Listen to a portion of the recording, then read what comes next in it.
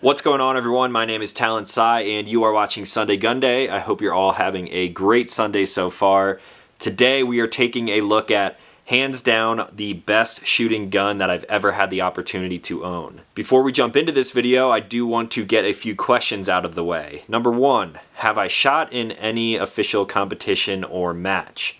No, not really. Number two, do I plan on shooting in any official competitions or matches from here on out? Again, probably not. I totally would. I'm definitely interested in it, but right now it's not really on my radar. And then number three, why own a gun like this? And I will simply answer that question with another question, why not? This is simply a masterpiece of engineering, and it's a prime example of one of the highest quality pistols that you can buy on the market today. So without further ado, we are taking a look at the BUL Armory SAS 2 UR Shorty. The Ultimate Racer, or UR for short, was designed and built for cutting-edge competition performance.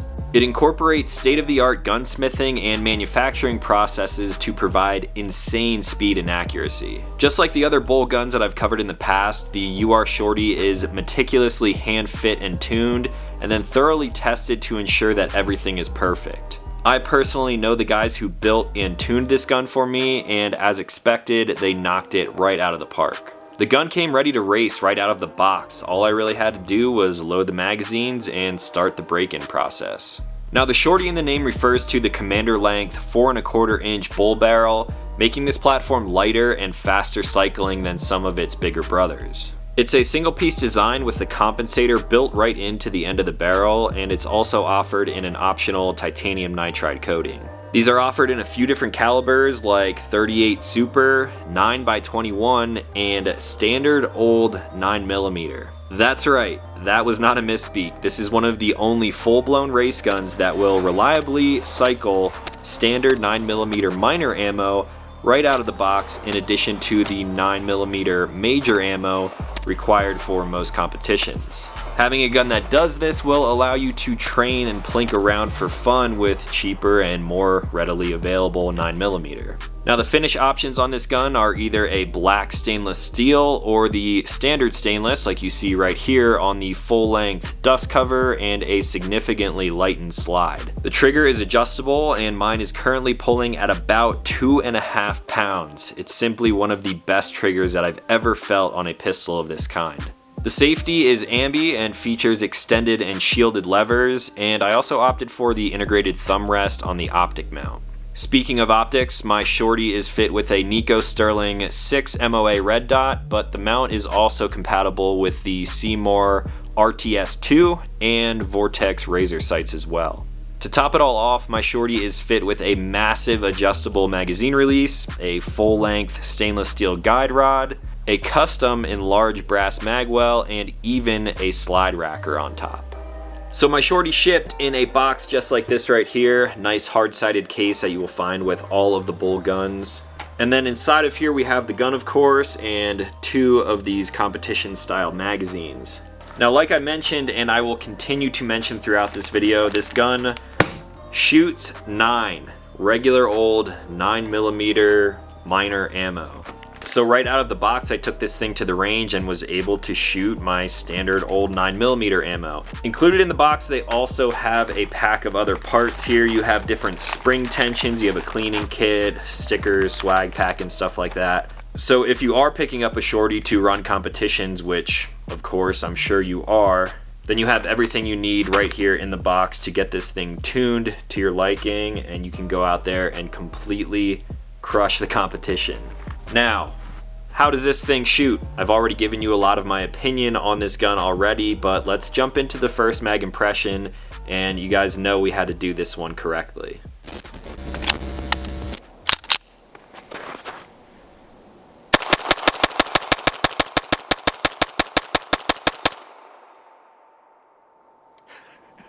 Yeah, buddy. That is so there you have a completely uncut first mag impression, and as you could tell by the smile on my face, the laughter of me and my friends, this thing is insane. There's so much to go over here, so let's just pick it apart piece by piece, starting with the optic, I guess. Like I mentioned, this is coming from Nico Sterling. This is their Pro T4 Diamond red dot sight. This is not something that I've had experience with in the past. However, a lot of people who run competition are using sights just like this right here. I have absolutely no complaints with this red dot. It is super easy to pick up my sights. It has a nice big round window on here. So when I'm used to shooting like a Trijicon RMR, going up to a larger housing and a larger size piece of glass like this is really nice. This optic is of course mounted to BUL's riser right here. Lets it sit just up there above the slide of the gun. It has a little bit of a guard here to protect it from any spent casings. And then they also have this massive integrated thumb ramp on here. Now, while we're on the topic of the thumb ramp, that leads us right into the ergonomics of this gun. This is, of course, a 2011 style gun, double stack 9mm, so it has that really familiar grip angle to me. When I pick this gun up and push out onto target, that red dot just falls so naturally right on exactly where I want that thing to fall. And again, it is muscle memory from shooting a lot of other BUL Armory guns and just 2011s for that matter. But the grip angle, coupled with the thumb ramp on there, as well as the ambidextrous safeties, which are overlarge and they're sort of shielded. When looking at the gun from a top-down view, that gives you two different points of index for both your strong hand and your off hand. And with those contact points, it allows you to not only control and mitigate recoil, but it basically makes this gun impossible to hold improperly. When I pull this gun up and present out, my thumb is automatically falling right onto that thumb ledge there. My right hand thumb is hitting that safety and then it just rests right on there because it's oversized. As long as you have a good master grip, you got that beaver tail out of the way already, and this thing just completely locks into your hands. This is it right here. That is like textbook gripping a pistol and being able to shoot it quickly and accurately. The actual texture of the grip of this thing is sort of checkered, and when I smash my hand meat in there, there's just no way this thing is going to jump out of my hands. And it's really not just the ergonomics that allows that, but just everything about this gun. So let's go back up a little bit and talk about the slide on here. As mentioned in the beginning, this thing is completely lightened. You can see BUL written right there on top of the barrel. You do have front and rear serrations, however, when you're running an optic mount like this, they're not going to be super functional. So because of that, they of course have a racking lever on the side there that's held in with a little Allen, sort of dovetailed into the top of the slide there. And again, this thing is all about speed, ease of use, accuracy. It's like racking a rifle. Now, if you wanted to, could you still press check? Yeah, you can definitely use the front serrations. You can still come over the top if you would want to, but with that racking lever on there, why would you not want to use that? By the way, I know video isn't going to do justice, but damn, this thing is so smooth. Now, underneath that slide, we of course have a full-length dust guard and that BUL barrel in there, making this thing extremely accurate. And then when I lock this thing to the rear, you can see just how big that barrel is, as well as that built-in compensator on the end. Now, it sort of goes without saying, but everything on this gun makes it shoot incredibly fast and incredibly flat. With all the options on here giving you that perfect grip, even without that compensator, I would be able to shoot this thing incredibly flat. But then you throw that comp on there, you get two massive ports on the top and two out the side. This thing just shoots incredibly flat. Now, this is something that surprised me a little bit. I wouldn't say that this is a soft shooter. It is definitely the flattest gun that I own because of everything going on here, but you still feel that recoil. It's actually a really nice feeling. When you have a longer slide and you have a slower cyclic rate, you're not going to feel that as much. It's going to feel like a softer shooting gun. Because this is lightened and shorter than some of its bigger brothers out there, you definitely still feel the recoil, but because of everything going on, it is extremely easy to manage. I can throw 20 rounds downrange, all in the size of a quarter from probably about 15-20 yards, and I can do it extremely quickly because of how this gun is set up.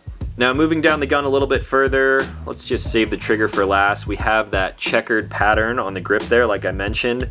This is a plastic grip, so the gun is fairly light overall in the grand scheme of things. You have that massive adjustable oversized mag release.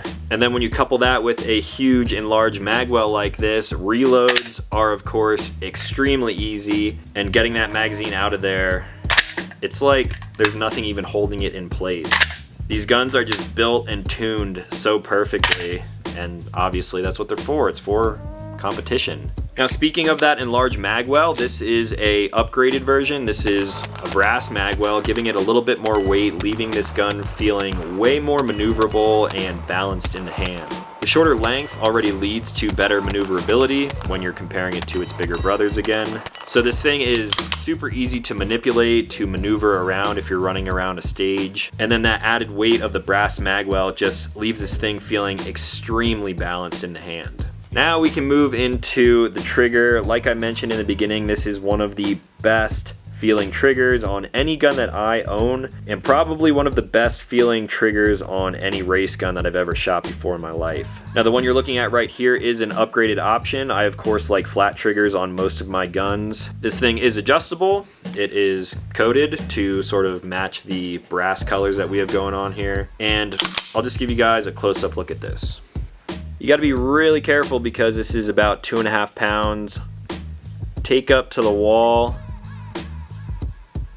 hardly anything, and then, oh man, reset, which you're probably never gonna feel.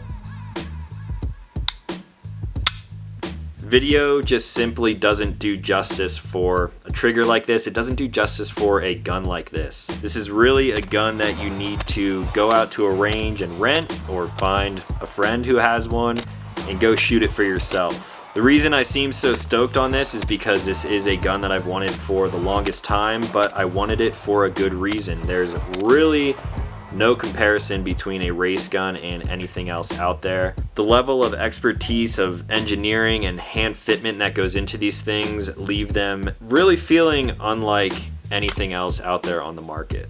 So that's a whole lot of praise for this gun, but how about we get into some of the negative stuff now, because of course there is some negatives with all guns. One of the main things to note with a hand-tuned gun like this, especially race guns, is that there is a break-in period, and you really have to shoot this thing before it starts running to its maximum potential. Now, I happened to be traveling at the time that I received this gun, and I knew I wasn't going to be shooting it for a little while, so what I did was I lubed the hell out of it. I didn't really think about this, but I put some nice sort of thick, heavy oil on it, and I really shouldn't have done that. Because the tolerances on a gun like this are so tight, when you put thick oil in there, it's going to sort of gum up, especially if it's not broken in yet. So when the gun was warm, it was fine. I took it out to the range and I had a blast with it. The problem I had was that day, the gun was still brand new, has not been properly broken in yet, and the temperature outside, it was around 30 degrees pretty much all day, probably dipping even a little bit lower than that at some points. And because of the tight tolerances and that thick oil in there mixed with the cold temperatures, this thing started to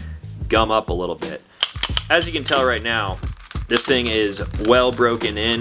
Could probably use maybe 1,000 more rounds until it's like pristine, but this gun was not feeling this smooth on that first day. Once the gun started cooling down out there, because it was so cold, that oil sort of gelled up and it made this thing cycle really, really slowly. When the slide is cycling that slowly, of course you're going to run into issues like failure to eject, failure to feed, and stuff like that. So for a lot of that first day, I ended up putting this racking lever to some good use, just constantly slamming on this thing, getting all of those spent casings out of the way. And then I knew a better idea for a break-in would be to take it to an indoor range where it's a little bit warmer and just really heat this gun up. A good way to break in a gun like this is to load as many magazines as you have. I happen to have 3 of BUL's competition style mags. And then I also found that the magazines from my SAS 2 Viper with the built-in comp on there also fit this gun, even with those base plates on there.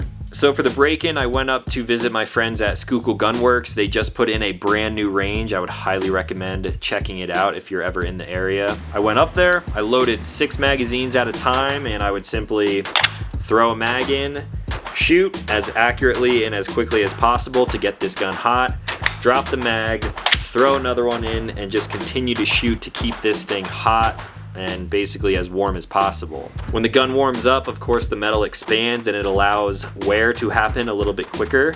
So you can imagine all of the components in here sort of expanding a little bit, causing a little bit more friction between the frame and the actual slide. And after doing that about 4 or 5 times, this thing has broken into the point that it is at right now. I probably have roughly 1,000 rounds through the gun, and it is shooting way better than before. I could probably put another 500 to 1,000 rounds through it and this thing will smooth up even more, but the way that it feels right now is just perfect, and I'm definitely going to be shooting this thing more in the future, so no need to force a break-in period on it. Now, speaking of that break-in period and the process that I went through to get this thing feeling how it is now, let's take a look at my target, because as you saw in the videos there, I'm just hammering away on this thing from about 10-15 yards, throwing a magazine in and just dumping rounds into the target, and this will give you an idea of how accurate this thing is. So as you can see here, I shot all over the target, and this thing is incredible in the feeling department, but also the accuracy department.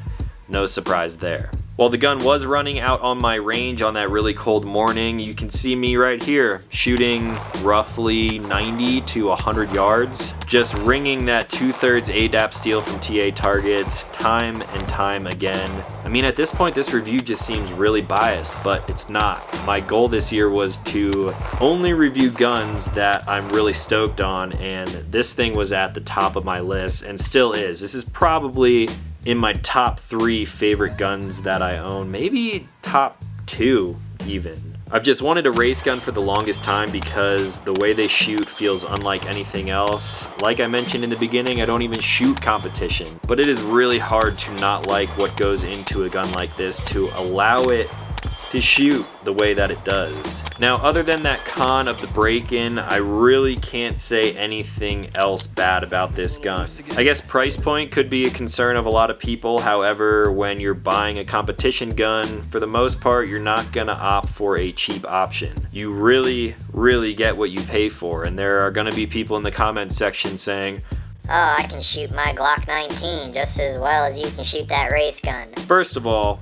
that's complete bullshit. And second of all, that's fine. If you want to run competition with a Glock 32 with a Trigicon SRO on there, that's cool. But in my opinion, nothing is ever going to replace a gun like this in that realm. I very rarely get excited about new guns that come out on the market, but when it comes to something that performs in this fashion, I was extremely excited to test this thing out, and I am still excited to get back to the range whenever I can find ammo, and I can't wait to run the hell out of this thing even more than I already have. Now, I believe that's all that I had for today on the SAS 2 Ultimate Racer Shorty. If you guys have any questions on it, let me know in the comments down below. I know that I said in the beginning that running a competition or any kind of open match is not really on my radar. However, there's a really good chance that I'm going to be running some competitions here locally sometime pretty soon. I probably won't film it, but I will definitely put some highlights over on my Instagram, so follow me over there if you guys want to see some more on that stuff. And that is where we're going to end it today. So if you are new to this channel, consider clicking subscribe. I make new videos every single week. As always, thank you for watching, and I will talk to you in the next one.